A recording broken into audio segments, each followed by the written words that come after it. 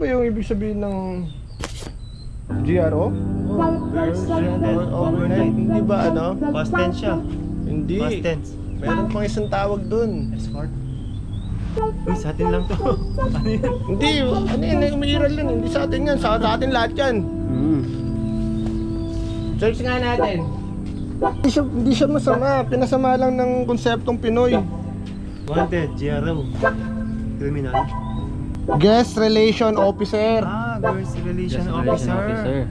Pwede kang maging ganun, di ba?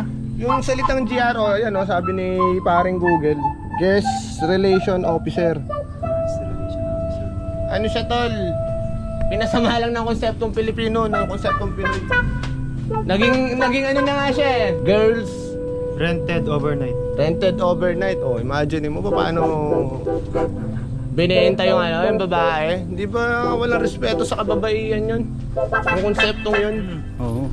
Dapat Walang ano? respeto yun tol. Relations officer nga eh, no? Oo, Parang guest relation officer kasi nandun siya sa restaurant or pub or karaoke or kung ano man tawag dun.